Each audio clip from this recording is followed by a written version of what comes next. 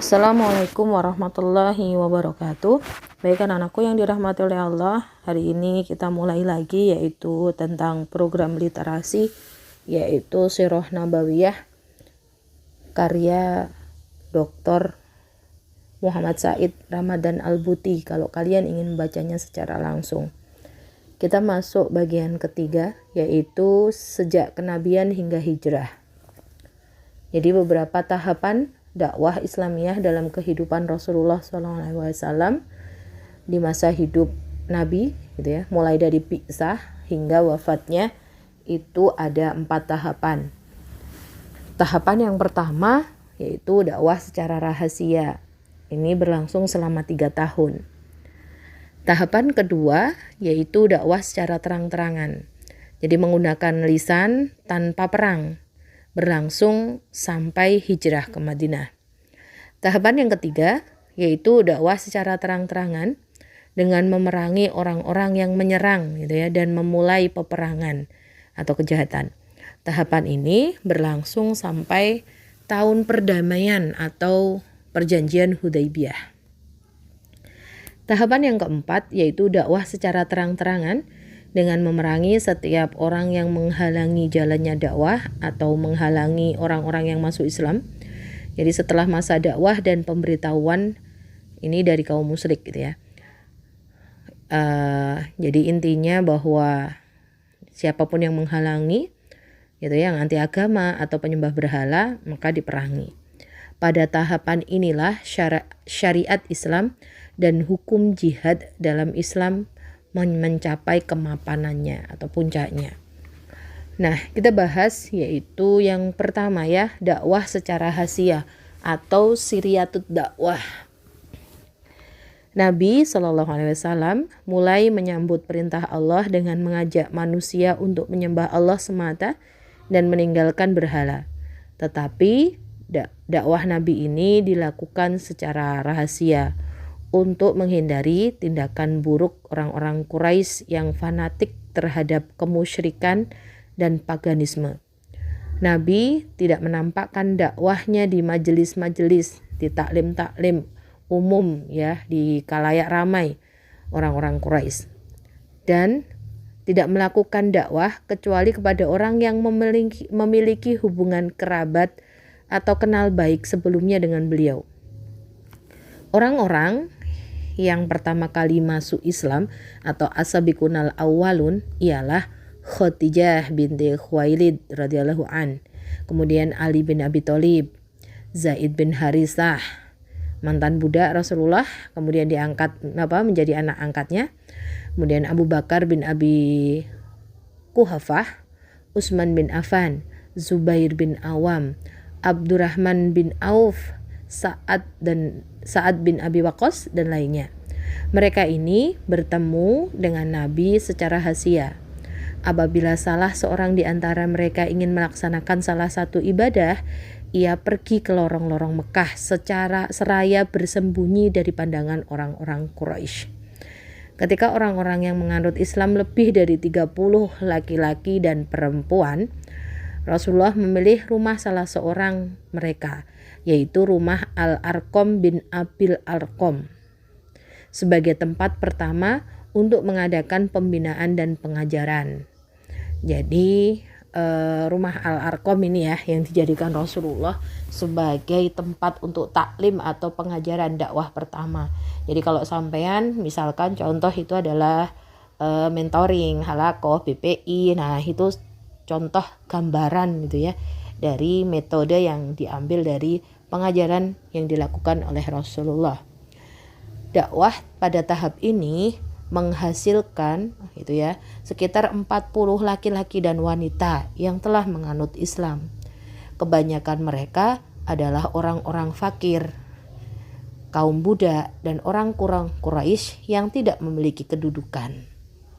Jadi ada beberapa orang lemah itu ya. Maksudnya kalau di sana dulu kan ada kasta gitu ya. Yang masuk itu adalah kaum miskin, budak. Nah, seperti itu. Nah, ada beberapa ibrah atau ibroh gitu ya. Hikmah kenapa kok dakwah secara siriyah ini.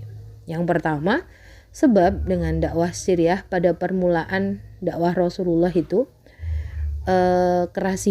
kerahasiaan dakwah itu selama tahun-tahun pertama ini bukan karena kekhawatiran Nabi terhadap dirinya, itu bukan.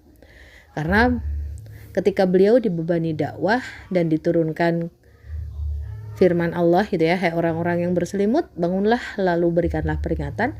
Beliau sadar, Rasulullah sadar bahwa dirinya adalah utusan Allah kepada manusia.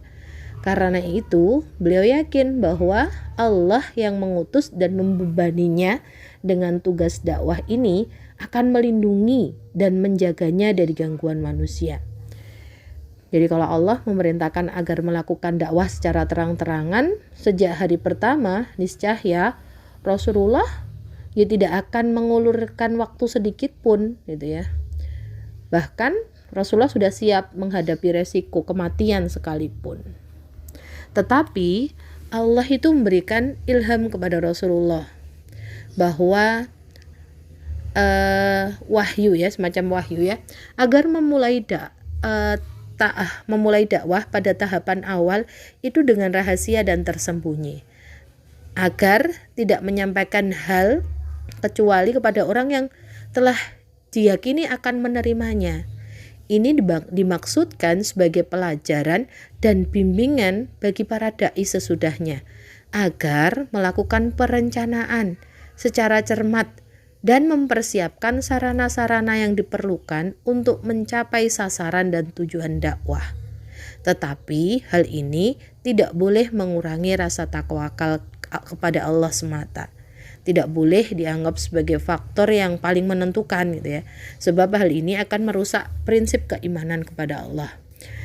Nah, anak-anakku, dari sini diketahui bahwa namanya uslub dakwah Rasulullah pada tahapan ini merupakan namanya siasah syariah atau namanya politik syariah darinya sebagai iman, bukan termasuk tugas-tugas tablignya dari Allah.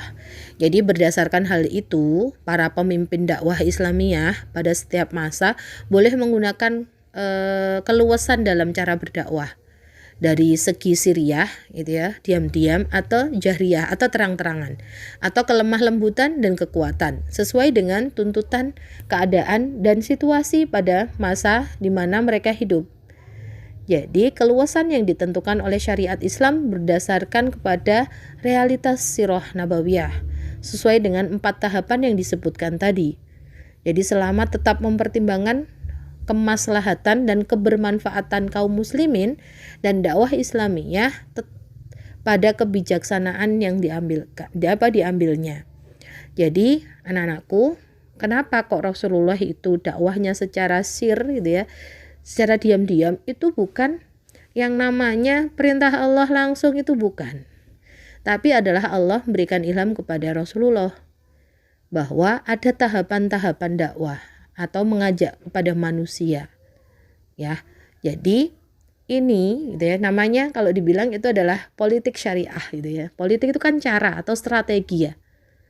Ya, yang digunakan untuk ibaratnya tujuan tertentu, itu artinya.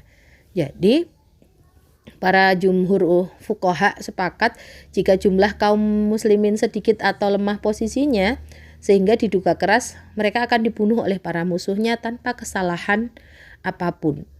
Bila para musuh itu telah bersepakat akan membunuh mereka, gitu ya, dalam keadaan seperti ini ya harus didahulukan kemaslahatan atau untuk menyelamatkan jiwa. Jadi karena agama Islam saat itu belum begitu diterima, gitu ya, nanti akan membahayakan para pengikutnya, maka tindakan Rasulullah dalam berdakwah itu adalah diam-diam itu tadi. Di Darul Arqam ya disebutkan seperti itu.